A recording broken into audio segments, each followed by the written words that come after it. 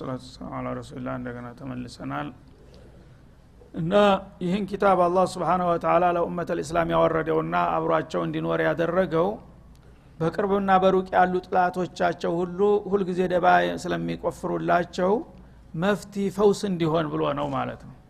እነሱ እንደ ጥላት የፈለጉትን ቢሉ የፈለጉትን ቢያደርጉ አያስገርምም። ምክንያቱም በፈጠራቸው ጌታ ላይ ያመጹ እሱን ያልፈሩና ያላከበሩ እኛን ያከብሩናልና ለኛ ኸይር ያስባሉ ተብሎ መጠበቅ ሞኝነት ነው ማለት ነው። ግን እኛ እንደዚህ አይነቶቹ ሰዎች ጋራ በምን መልክ ነው መኗኗር የምንችለው? እንዴት ነው ተንኮላቸውን መቋቋም የምንችለው የሚለው ጥያቄ ነው መልስ ማግኘት ያለበት። እነሱ አንድ አቋማቸውን ወስነው ማቅጣጫቸውን ቀይሰው ጨርሰዋል ማለት ነው። ሌላ አማራጭ የለም ብለው እኛ ግን ለነዚህ ሰዎች ከአላህ ጋር ከመወገን በስተቀር ሌላ መከላከያ የለንም በምንም አይነት ማለት ነው። ፈፊሩ ኢለላህ ኢላህ ወደ አላህ ወደ ኻሊቃችሁ ሽሹ። በእኔ መመሪያ ላይ ሆናችሁ እነሱ በተለያየ አቅጣጫም ቢያዋክቧችሁ አትጨነቁ። ፈላ ተخشوهم واخشوني እነሱን አትፍሯቸው እኔን ፍሩኝ። እኔን ከፈራችሁ በፍቃዴ ከተመራችሁ እና ቁጥራችሁ ጥቂት ቢሆንም አቅማችሁ ደካማ ቢሆንም ስልጣኔውም ቢያንሳችሁ ምንም ነገር ቢኖር የጎደለውን ሁሉን የሞላዋለሁ እያለ ነው አላህ። ይሄንን ለማግኘት ግን እናንተ እኔ ጋር መወገን አለባችሁ። ትልቁ ችግር ይሄ ነው ኡመተል እስላም ማለት ነው። እና ከጌታ ጋራ መታረቅ አለመቻላችን ነው ችግራችን። ከሱ ጋራ ብንታረቅና ብንተዋወቅ የነሱን ሁሉ ደባ ያቃል፣ የነሱን ተንኮል ጉልበታቸውን ሴራቸውን ሁሉ ነገር ያቃል፣ የኛንም ድክመትና ችግር ያቃል። ይሄ እስከሆነ ድረስ ከሱ ጋራ ለመወገን ብንችል ላለው ችግር ሁሉ መፍትሄ እንደሚሰጠን ነበረ ማለት ነው። ችግሩ ግን እኛ ራሳችን እየተንሸራተትን ከሱ እየራቅን ነው የምንሄደው። ከሱ እየራቅን ስበርሳችን እየተበታተን እየተዘራተትን እየተበጣበጥን በመንሄድ ጊዜ ያነ ማን ተማን ይሻላል? እነሱን ስለምን ጠላቸው? ከፈቃዱ ስላፈነገጡ አይደለም እንዴ? እኛም የዛው አይነት አቅጣጫ የምንሄድ ከሆነ በስም ብቻ ነው የተለያየ ነው ማለት ነው። ይሄ ይሁዲ ነው፣ ይሄ ነስራኒ ነው፣ ይሄ ሙስሊም ነው ተባለ፣ ተግባሩ ላይ ግን ይገናኛል። ያ አለቃ አድርገህ እሱ እግር ስር ነው ያለው ማለት ነው። ይሄ ከሆነ አላህ ማንን በማን ላይ ይርዳ ነው? እና እንተንሱሩላህ ይንሱርኩም እርዱኝ ልርዳችሁ እያለ ነው አላህ። እርዱኝ ማለት እኔ ጋር ወግኑ፣ ያኔ እኔን እመክትላችኋለሁ። ኢነላህ ዩዳፊዑ አኒል ለዚነ አመኑ ይላል። ግልጽ ነው። ከአማኞች ላይ ይከላከላል ይላል፣ ይከላከላላቸዋል። ግን ለምንድን ነው ዛሬ የማይከላከልላቸው? ዙሪያውን ሲቀጠቀጡ የሚታየው ለምንድን ነው? ሰማቸው ነው አማኝ የሚባሉት በተግባር እንደ ትክክለኛ እኔ የምፈልገው ደረጃ ላይ አይደሉም ነው። እኔ ጋራ ታረቁ ተዋወቁ ይከላከልላችኋለሁ። ግን ከኔ ጋራ መወግን ካልቻላችሁ እንዴት ብዬ ነው የምከላከልላችሁ? ምክንያቱም አላህ ዛሊም አይደለም። አንዱን ካንዱ የሚለይበት የራሱ አቋም ነው የሚወስነው ማለት ነው። አንተ የጌታ ወገን መሆን ከታወቀ ለሱ ታማኝ አገልጋይ ከሆንክ ይከላከልልሃል። ግን አንተም በተግባርህ ምንም ከጌታ ጋር ያለ አላቃ የዘቀጠ ከሆነ ያኛውም ሰውዬ የዙ አይነት ነው። ከጌታ ያጣለው እኮ መጀመሪያ እሱም እንደኛው ኪታብ ነበረው፣ እንደኛው ነብይ ነበረው እኮ። ከዛ እየተንሸራተተ ሄዶ ከጌታ በመጣላቱ ነው ለዚህ ችግር የበቃው ማለት ነው። አሁንም እናንተ ከዛ የሚሻል አቋም እስከሌላችሁ ድረስ እኔን አትሙ፣ ራሳችሁን ገምግሙ ነው የሚለው አላህ Subhanahu Wa Ta'ala። ወሚን አህሊል ኪታብ እና ተአህለል ኪታቦች አሉ ይላል። እንግዲህ ዝርዝር ሁኔታዎችን ሳይቀር ውስጣዊ ባህሪያቸውን ነው እያጋለጠ የሚነግርህ ማለት ነው። አቂል ቢኖረን ኑሮ በምንም አይነት እነሱ ሊያጠቁን ባልተገባ ነበረ። ምክንያቱም ሚስጥሩን ሁሉ አላህ ተናግሯል ስለነሱ ምንነት በመጡበት ቢመጡ ማለት ነው። በአሁኑ ጊዜ ግን ስለነሱ ሚስጥር ምንም እናቀው ነገር የለም። ስለኛ ሚስጥር ግን 100% ያውቃሉ። ለምን? እነሱ በራሳቸው ጥረት ማለት ነው። አላህ ሰጥቷቸው መመሪያ ሰጥቷቸው ሳይሆን እኛ ግን የበር ዘግተው ጨለማ ለብሰው የሚመክሩትንና የሚዶልቱትን ሁሉ አስቀምጦታል ቁርአን ውስጥ። እንዲህ ይላሉ፣ እንዲህ ያስባሉ፣ እንዲህ ያደርጋሉ። ግን ማን ይስማው? ወሚን አህሊል ኪታብ ይላል። ተዙ ተቀድሞ መጽሐፍ ባለቤት ነን ባዎች መን ሰው አለ፣ ሰዎች አሉ አለ። እንተአመንሁ ብታምነው ቢቅንጧር ሱብሃንአላህ በኩንታል የሚሰፈር ጥሬ ገንዘብ ወርቅ አልማዝ አማና አስቀምጥልኝ ብለህ በኩንታል ብትሰጠው ይልሃል።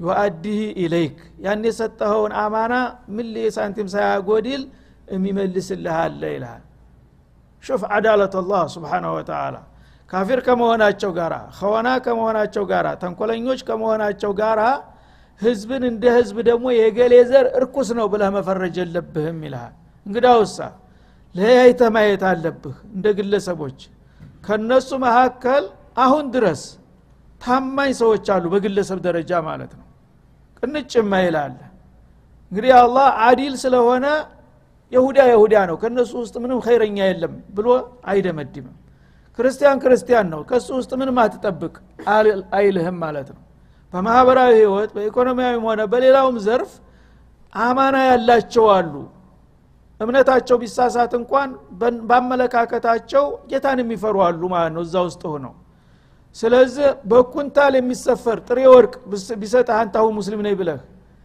አንድ ጥላትህ ያውም በእምነትህ የማይገናኝ ሰው በኩንታል የሚሰፈር ጥሬ ወርቅ አማና አስቀምጥልኝ ብትለው ትመልስለታለህ ከሙስሊሙ መካከል ራሱ ምን ያህል ነው ይሄንን አደርጋለሁ ሊል የሚችለው ሰው ባፉ ሊል ይችላል ግን ከይሁዲ አሁንም በኩንታል የሚሰፈር ወርቅ ብሰጠው አንድ ይሁዲ በአጋጣሚ አማናውን ሊወጣ የሚችል ይገኛል እነሱ ውስጥ ይላል አላህ Subhanahu Wa Ta'ala ይሄ የአላህን አዳላ ነው የሚያሳይህ ማለት ነው ይሁዲ ምንም ኸይር የለው አትበልጠቅልህ አብዛኛው አመዛኙ ተንኮለኛ ነው ማለት ትችላለህ ማለት ነው ግን ከነሱ መካከል ደግ ሰዎች አሉ አሁንም ሙጣጭ አልጠፉም ማለት ነው በተፈጥሯቸው ማለት ነው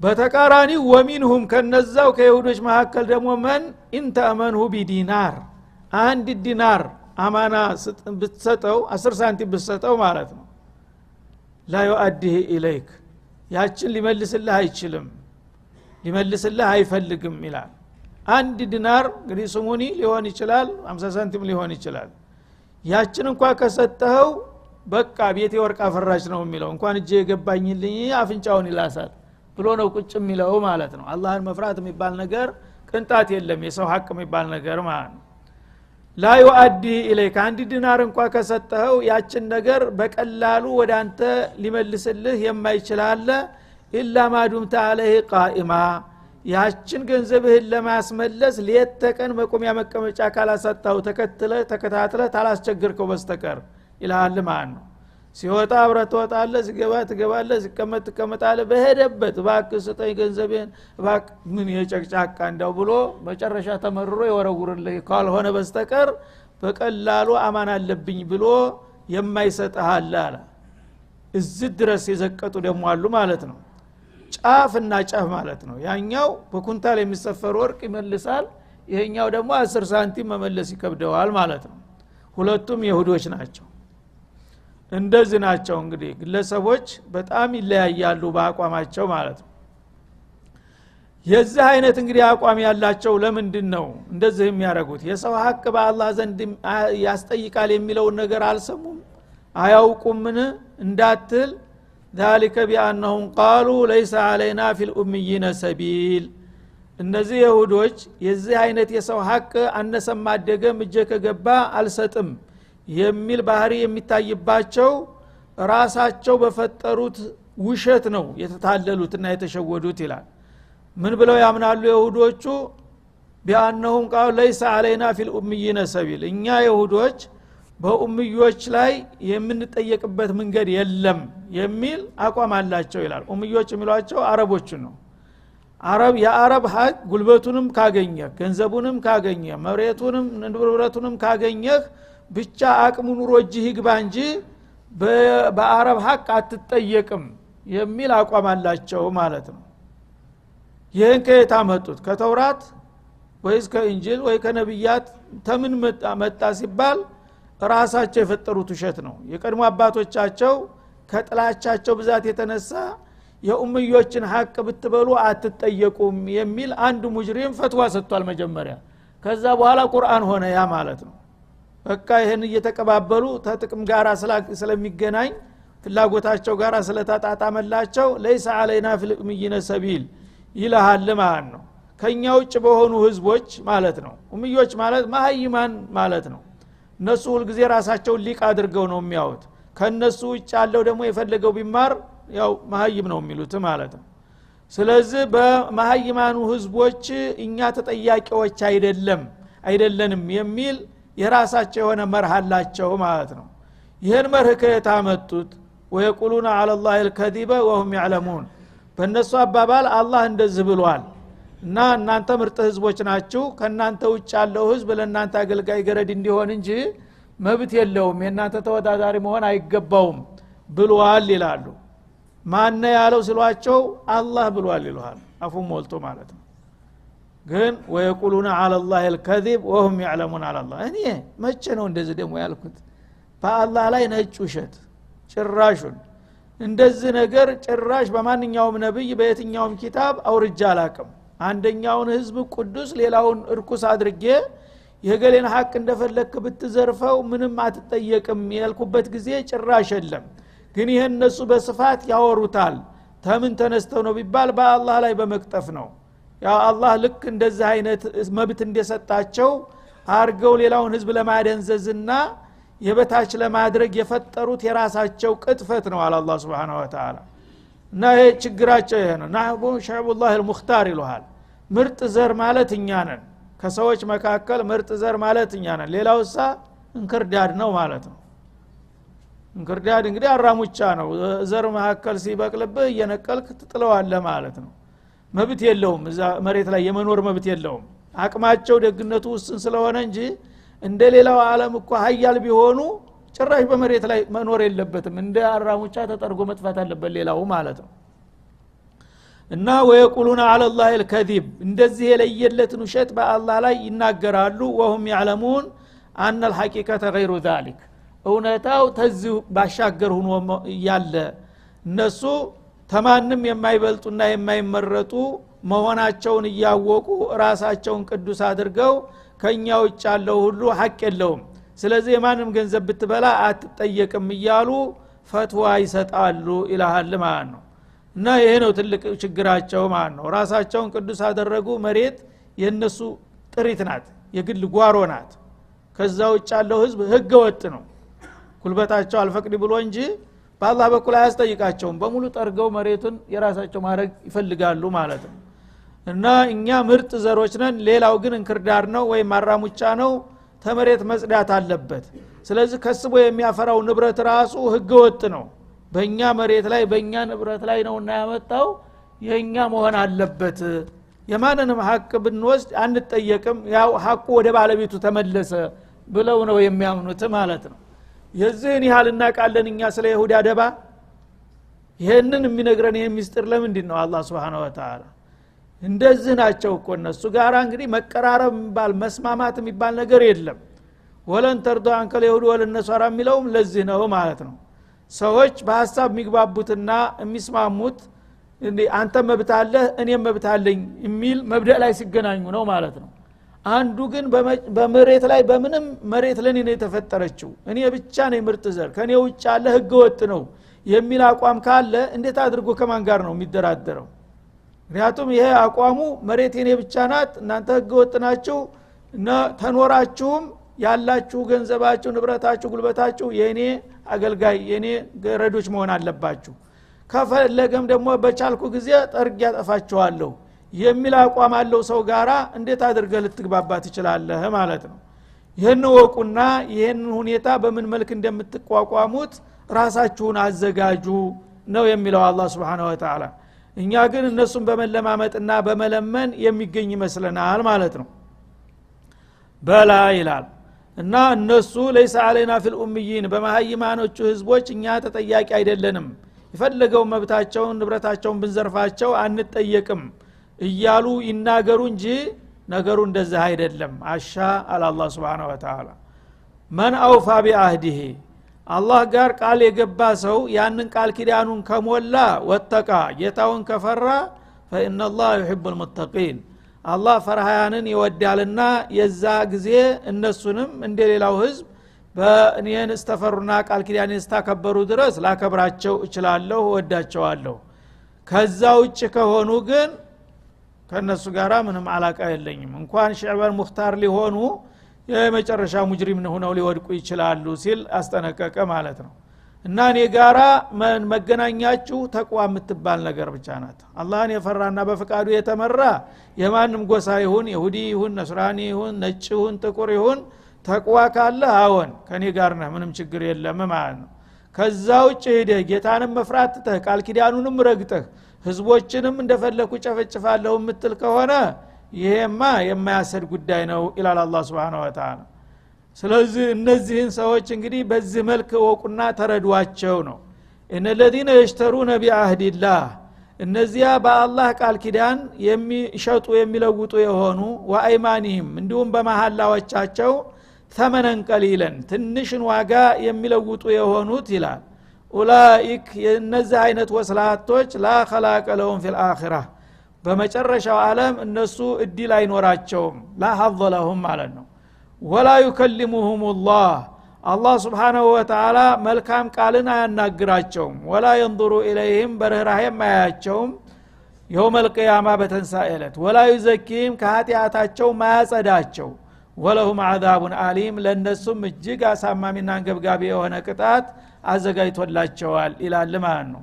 እንግዲህ ራሳቸውን ቅዱስ አድርገው ቢኮፈሱም እኔ ግን የዛ አይነት ባህሪ ያላቸውን ሰዎች ይሄን ነው የወሰንኩባቸው በማለት የመጨረሻ ዋጋ ቢስ መሆናቸውን አረጋገጠልህ ማለት ነው። እና የሽተሩነ ቢአህዲላህ ማለት አላህ በተውራት በእንጂል ቃል አስገብቷቸዋል ተጌታ ፍቃድ ላናፈነግጥ ሌሎችን ህዝቦች ላንበድል በአንተ ፍትህ ልንመራ ብለው በተለያየ ነብያት ቃል ኪዳን ገብተዋል ማለት ነው። ያን ቃል ኪዳናቸውን አክብረው የሚቀጥሉና ጌታን የሚፈሩ ከሆኑ እሰየው ማለት ነው። ካልሆነ ግን ያን ቃል ኪዳናቸውንም መሐላቸውንም ሁሉንም ነገር አፈር አብልተው ወሩረው እንዲሁ ዝም ብለው በስም ብቻ እኛ የዓለም አለቃ እንሆናለን የሚሉ ካሉ እነዚህ በዚህ በዱንያውም የፈለጉትን ያህል ይኑሩ ግን በዛኛው ዓለም እድል የላቸውም። እድላቸው ምንድነው የሚሆነው? መጀመሪያ አላህ በእነሱ ላይ እጅግ ከመቆጣቱ ብዛት የተነሳ መልካም ቃል አይናገራቸውም የርህራሄ ቃል አይነግራቸውም ማለት ነው።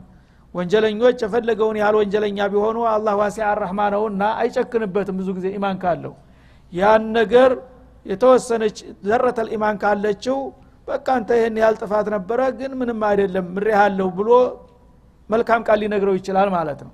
እነዚህን ግን በምንም አይነት የርህራሄ ቃል አልናገርም ስለነሱ በማለት ከወዲሁ ግልጽ ያረጋል ማለት ነው።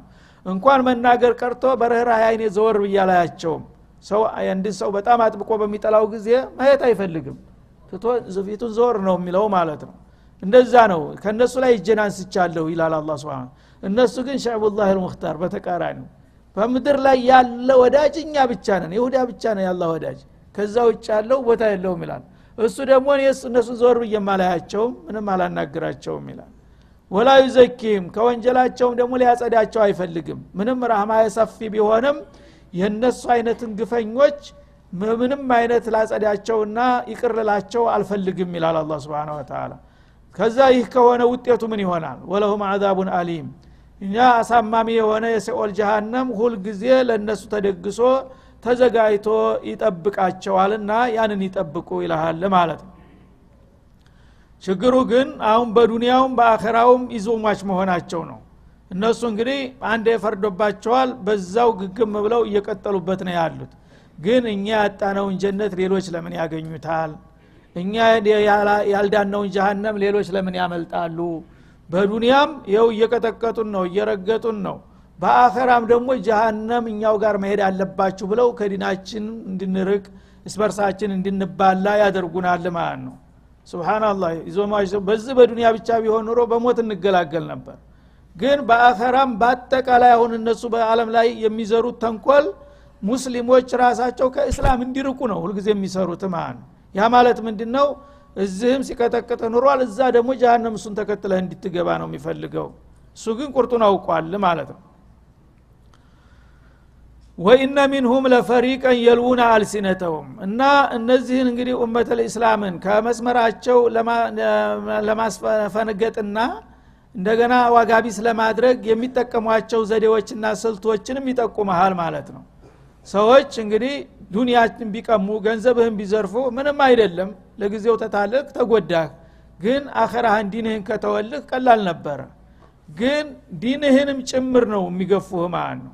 እንዴት አድርገው ነው ዲንህን የሚያሳጡ ኢነ ሚንሁም ለፈሪቀን የሉና አልሲነተውም ቢልኪታብ ከነዚህ ከይሁዶቹ መካከል የባሰባቸው ተንኮለኛ ቡድኖች አሉ ይላል እና ምን ያረጋሉ ኪታቡን እንደ ተውራትን በሚያነቡ ጊዜ ምላሳቸውን ይጠመዝዙታል ይላል ማለት ነው ልክ ተውራትን ከፍተው እንደዚህ ያነባሉ እንደ ቁርአን ማለት ነው የተወዘወዙ ተመስጠው እንዳው ያን ጊዜ የተለያዩ መርዛማ ቃላቶችን አዘጋጅተዋል በየአያቱ በየጣልቃው ውስጥ ማለት ነው ልክ ዜማውን በተውራት አነባበብ ያደርጉና በመሐከል ግን ታዕሊቅ ቃላቶችን መርዛማ የሆኑች ሙስሊሞችን የሚያሳስቱ ቃላቶችን እያስገቡ ያነቧቸዋል አብረው ይሸመድዷቸዋል የሁሉ ያላህ ቃል ነው ስትለው አሁን ታዲያ ያላህ ቃል ነው እንጂ ተየት መጣ ይልሃል ማለት ነው የራሱን እንግዲህ የተንኮል ቃል ይሰገስገዋል ማለት ነው በተውራት ውስጥ የልውና አልሲነተውም ምላሳቸውን ያጣምሙታል ሲያነቡት እንግዲህ ምላሳቸው ስለለመደው ልክ ያ ከአላህ የወረደውና እነሱ የሰገሰጉት ቃል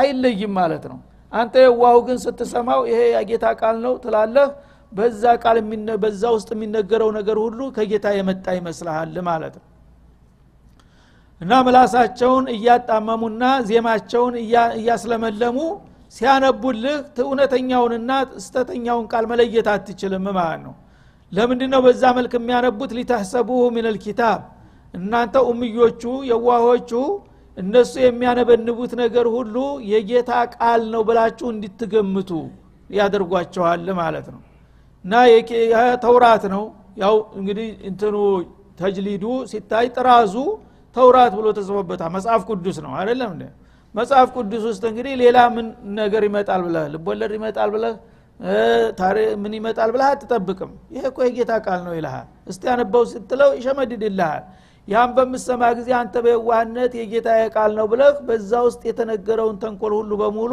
ተቀበለዋለህ አንተን ቢያቋሽሽም ቢዘልፍም ጥላቶችን ቢያመጉስም ያ ሁሉ ጌታ እስካለው ድረስ ብለህ መቀበል ማጎብድር ነው ያለብህ ማለት ነው እንደዚህ ያደርጋሉ ይላል እና እነሱ ቃላቸውን እያጠማዘዙና እያስለመለሙ የሚናገሩትና የሚያነበንቡት ነገር ሁሉ እናንተ ከጌታ የመጣው ቃል ይመስላችሁና በዛ ትበላላችሁ ይላል ወይቁሉና ሁወ ሚን ዒንዲላህ ትንሽ ተረጣሪ አድሮባችሁ እንኳን አሁን ይሄ አንቀጽም ከጌታ ነው የመጣው ማለት ነው የሚል ጥያቄ ብታነሱ ኮስተር ብሎ እንዴ ታዲያ ምን ልትል ትፈልጋለህ እየነገርኩህ ተውራትን አይደለም እንደማነብልህ ወንጌልን አይደለም እንደማቀርብልህ ይልሃል ማለት ነው ወማ ሁወ ሚን ዒንዲላህ ግን ይሄ ነገር ከአላህ አይደለም ማለት አላህ የአላህ ቃል ውስጥ አለበት መርዘውታል በክለውታል ያንን እነሱ የነሰነሱትን መርዝ የጌታ ቃል ነው ብሎ በጥቅሉ እንድትቀበል ያደርጉሃል እኔ ግን አረጋግጥልሃለሁ በዛ ውስጥ የሚሰገስጉት ቃል የኔ ቃል አይደለም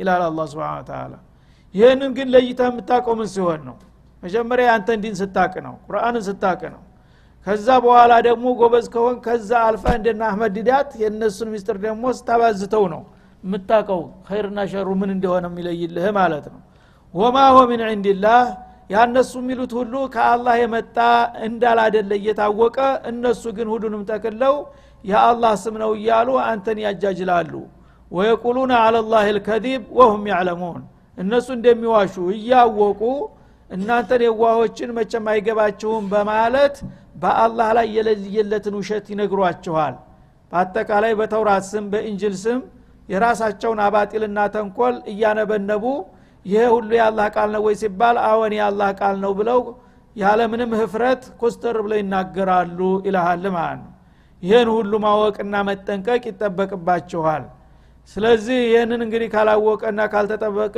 ሙስሊሙም ቢሆን የነሱ ደባት የሰለባ እንደሚሆን ነው ማለት ነው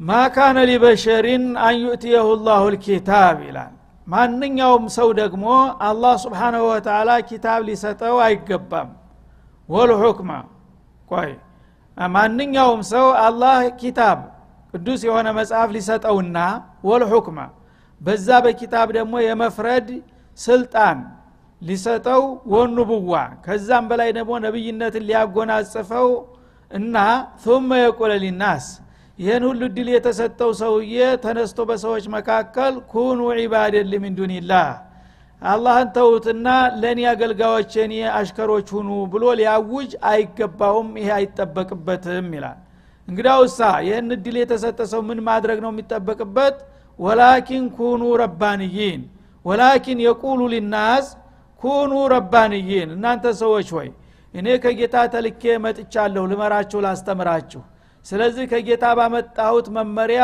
እናንተ በመስማማትና በመቀበል የጌታን ፍቃድ ተቀባዮች ሁኑ ብሎ ነው የሚሰብካቸው ማለት ነው ቢማ ኩንቱም ተዓሊሙነ الكتاب ይሄንን ከጌታ የመጣውን ኪታብ የምታስተምሩና ወቢማ ኩንቱም ተድሩሱን ለራሳችሁም የምታጠኑት በመሆናችሁ ሳቢያ የጌታ ፍቃድ ተደጋፊዎች ሁኑ ብሎ ይነግራል ያስተምራል እንጂ አላህ Subhanahu Wa Ta'ala ይሄን እድል ሰጥቶት ያበቃ ጌታን ተውትና እኔን አገልግሉ የሚል ሊኖር አይገባም በነብያት መካከል ይላል ማለት ነው ይሄን ያለበት ምክንያቱ ምንድነው ያው ተነጅራን የመጡት ክርስቲያኖች ነብዩ ጋራ በሚከራከሩበት ጊዜ በአካባቢ ያሉ ይሁዶችም እንደዚሁ መጡ ያኔ አንዱ ይሁዲ የተነሳና ምን አለ ያነጅራኖቹ እንዳይቀበሉ መቼም ሁሉ ጊዜ የተንኮልቋት ናቸውና ይሁዶቹ አንተ አሁን ኢየሱስን ስለ ኢየሱስ ያውቃሉ እነሱ ምን እንደሚባል ኢየሱስን የምታጥላላው ተራ ነብይ ነው ባሪያ ነው የምትለው